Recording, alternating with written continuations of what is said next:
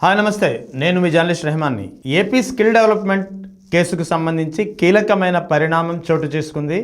ముఖ్యంగా సిఐడి ఏదైతే గతంలో వైఎస్ జగన్ హయాంలో ముఖ్యంగా అప్పటి ప్రతిపక్ష నేత చంద్రబాబు నాయుడుపై ఏపీ స్కిల్ డెవలప్మెంట్ కేసుకు సంబంధించి కేసు నమోదైంది 2023, అంటే దాదాపు 2 ఏళ్ల క్రితం 2023 సెప్టెంబర్ 9న సిఐడి అప్పట్లో కేసు నమోదు చేసింది. ఆ తర్వాత ఏసీబీ కోర్టులో హాజరుపరిచిన పరిస్థితి. ఏసీబీ కోర్టు సెప్టెంబర్ 10వ తేదీన చంద్రబాబు నాయుడుకు రిమాండ్ విధించింది. ఆ తర్వాత చంద్రబాబు నాయుడు దీనికి సంబంధించి హైకోర్టులోనూ తనపై వేసినటువంటి రిమాండ్ రిపోర్ట్ కానీ అటువంటి ఎఫ్ఐఆర్లు కానీ వీటికి వ్యతిరేకంగా ఛాలెంజ్ చేస్తూ హైకోర్టును ఆశ్రయించారు. హైకోర్టు కూడా దీన్ని కొట్టివేసింది. ఆ తర్వాత సుప్రీంకోర్టును ఆశ్రయించారు. సుప్రీంకోర్టులో కూడా ఆయనకి చుక్కెదురైంది.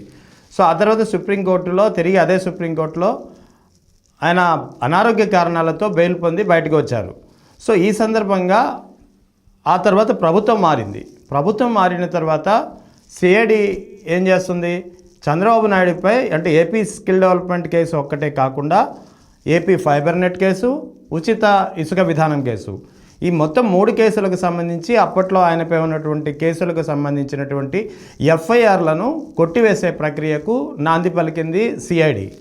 ఇందులో భాగంగానే అప్పటి సిఐడి అధికారులను కానీ ఆ తర్వాత అప్పటి ఆయా కార్పొరేషన్ అంటే ఏపీ ఫైబర్ నెట్ కార్పొరేషన్ అధికారులను కానీ దీనికి సంబంధించినటువంటి స్కిల్ డెవలప్మెంట్ కేసును కూడా క్లోజ్ చేసే ప్రయత్నాలు చేస్తుంది. ఇప్పటికే ఫైబర్ నెట్ కేసు, ఉచిత ఇసుక విధానం కేసును క్లోజ్ చేసిన పరిస్థితి కనిపిస్తోంది. అందుకే ఒక వాదన బయటకు వస్తుంది. ముఖ్యంగా 164 స్టేట్మెంట్ అనేది కీలకంగా మారింది. 164 స్టేట్మెంట్ ఆధారంగా ఒక స్టేట్మెంట్ రికార్డు చేసినప్పుడు దాన్ని బైబ్యాక్ ఎలా తీసుకుంటారు, అది కోర్టులో ప్రూవ్ కానంత వరకు దాన్ని వెనక్కి తీసుకోవడానికి వీల్లేదు కదా అనేది న్యాయ నిపుణులు చెబుతున్నటువంటి మాట. సో ఇదంతా పక్కన పెడితే ఇప్పుడు తాజాగా ఏపీ స్కిల్ డెవలప్మెంట్ కేసుకు సంబంధించి కూడా సిఐడి ఆ కేసును క్లోజ్ చేసేందుకు ప్రయత్నిస్తోందనేది ఒక ఖచ్చితంగా వినిపిస్తుంది. అందుకు సంబంధించినటువంటి ప్రయత్నాలు పూర్తిగా ముమ్మరమయ్యాయి. ఎలాగంటే వాస్తవానికి ఏపీ స్కిల్ డెవలప్మెంట్ కేసుకు సంబంధించినటువంటి ఫిర్యాదు చేసింది అప్పటి AP skill development corporation chairman Ajay Reddy. So ఆయన ఈ కేసులో ప్రధానమైనటువంటి ఫిర్యాదుదారుడు. సో సిఐడి ఇక్కడ ఏం చేస్తుంది, అప్పుడు ఉన్నటువంటి ఎండి ఏపీ స్కిల్ డెవలప్మెంట్ కార్పొరేషన్కి అప్పటి అంటే వైఎస్ జగన్ హయాంలో ఎండిగా వ్యవహరించినటువంటి బంగారాజును లొంగ తీసుకునే భయానో నయానో అతని స్టేట్మెంట్ వెనక్కి తీసుకునేలా ప్రయత్నించింది. దాంతో ఈ కేసును క్లోజ్ చేయడానికి తనకు అభ్యంతరం లేదు అంటూ బంగారాజు ఒక స్టేట్మెంట్ ఇచ్చారు. ఆ తర్వాత ఇప్పుడు ఎండిగా ఉన్నటువంటి గణేష్ మాత్రం తనకు అభ్యంతరాలు లేవు అని మాత్రం అతను స్పష్టంగా చెప్పలేదు. కానీ సిఐడి చట్ట ప్రకారం తన పని తాను చేసుకుంటే తనకు ఎలాంటి అభ్యంతరం లేదని మాత్రం అని చెప్పారు. అంటే ఇద్దరు ఎండీలు, అప్పటి ఎండి బంగారాజు తనకు అభ్యంతరం లేదు కేసు క్లోజ్ చేయడానికి అని చెప్తే ఇప్పటి ఎండి గణేష్ మాత్రం తనకు అభ్యంతరం లేదని క్లియర్గా చెప్పకుండానే సిఐడి మాత్రం చట్ట ప్రకారం చేసుకుంటే తనకు ఎటువంటి అభ్యంతరం లేదని చెప్పారు. అంటే పరోక్షంగా ఈ కేసును మూసివేయడానికి తనకు అభ్యంతరం లేదు అని మాత్రం ఆయన చెప్పలేదు. సో ఇదంతా ఒక ఎత్తు అయితే, సో దీన్ని ఆధారంగా చేసుకుని అంటే అప్పట్లో ఉన్నటువంటి ఎండి బంగారాజు ఇప్పుడు ఎండి గణేష్ ఇచ్చినటువంటి స్టేట్మెంట్ల ఆధారంగా సిఐడి ఏపీ స్కిల్ డెవలప్మెంట్ కేసుకు సంబంధించి ఏదైతే ప్రధానంగా నిందితుడిగా చంద్రబాబు నాయుడు ఉన్నారో, సిమెన్స్ కంపెనీ ద్వారా 330 కోట్ల అవకతవకలు జరిగాయని చెప్పి అప్పట్లో సిఐడి గుర్తించిందో దీన్ని ఏసీబీ కోర్టు కూడా నిర్ధారించింది, ప్రాథమిక సాక్ష్యాధారాలు ఉన్నాయని. సో ఈ అన్ని పరిణామాల నేపథ్యంలో అప్పటి ఎండి బంగారాజు తర్వాత ఇప్పుడు ఎండి గణేష్ వాంగ్మూలాల ఆధారంగా సిఐడి ఈ కేసును క్లోజ్ చేసేందుకు ప్రయత్నిస్తోంది. సో దీన్ని ఛాలెంజ్ చేస్తూ AP skill development corporation Ajay Reddy ACB కోర్టులో ప్రొటెస్ట్ పిటిషన్ దాఖలు చేశారు. ఇదే ఇప్పుడు కీలకమైనటువంటి ప్రధానమైనటువంటి ఒక చర్చకు దారితీస్తున్నటువంటి అంశం. ఎందుకంటే ఇతను ప్రధానంగా ముఖ్యంగా అజయ్ రెడ్డి ప్రధానంగా చెప్తున్నది ఒకటే, ఈ కేసులో ఫిర్యాదుదారుడు తాను. సో తనకు తెలియకుండా అంటే ఫిర్యాదు ఎవరైతే ఇచ్చారో ఆ వ్యక్తికి తెలియకుండా సిఐడి కేసును క్లోజ్ చేసేందుకు ప్రయత్నిస్తోంది అనేది అజయ్ రెడ్డి చెప్తున్నటువంటి అభ్యంతరం. సో దీన్ని పరిగణలో తీసుకునే ఖచ్చితంగా దీన్ని తిరిగి సిఐడి కోర్టు దీన్ని ఏదైతే క్లోజ్ చేయడానికి ప్రయత్నాలు చేస్తుందో దీన్ని అడ్డుకునే విధంగా సిఐడికు ఆదేశాలు జారీ చేయాలంటూ ఆయన ఏసీబీ కోర్టులో ప్రొటెస్ట్ పిటిషన్ దాఖలు చేశారు. అంతేకాకుండా ఈ కేసును అందరూ కలిసి కుమ్మక్కై మూసివేసేందుకు ప్రయత్నిస్తున్నారు. దీన్ని ఎవరైతే ఛాలెంజ్ చేస్తూ నేను అంటే తాను ఏదైతే పిటిషన్ దాఖలు చేశానో ఫిర్యాదు చేశానో అటువంటిది తనకు ఎటువంటి నోటీసులు పంపలేదు సిఐడి కోర్టు. కేవలం తన ప్రమేయం లేకుండా తాను ఫిర్యాదుదారుడు అయి ఉండి కూడా తన ప్రమేయం లేకుండా తనని సంప్రదించకుండా తన అభిప్రాయాన్ని తెలుసుకోకుండానే సిఐడి కేసును క్లోజ్ చేయడానికి ప్రయత్నిస్తుందంటూ ఆయన ఏసీబీ కోర్టులో ప్రొటెస్ట్ పిటిషన్ దాఖలు చేశారు. దీనికి సంబంధించినటువంటి ఏసీబీ కోర్టులో తదుపరి విచారణ ఇప్పుడు వాయిదా పడింది. సో ఈ క్రమంలో అసలు గతంలో అంటే సుప్రీంకోర్టు ఎప్పుడైతే అనారోగ్య కారణాలతో ఈ కేసులోనే చంద్రబాబు నాయుడుకు బెయిల్ ఇచ్చిందో, బెయిల్ ఇచ్చినప్పుడు ముఖ్యంగా అప్పటి సుప్రీంకోర్టు న్యాయమూర్తి జస్టిస్ బేలా త్రివేది ఆయన చేసినటువంటి వ్యాఖ్యలు కూడా ఇప్పుడు ఈ సందర్భంగా మనం ఒకసారి పరిగణలో తీసుకోవాల్సి ఉంటుంది.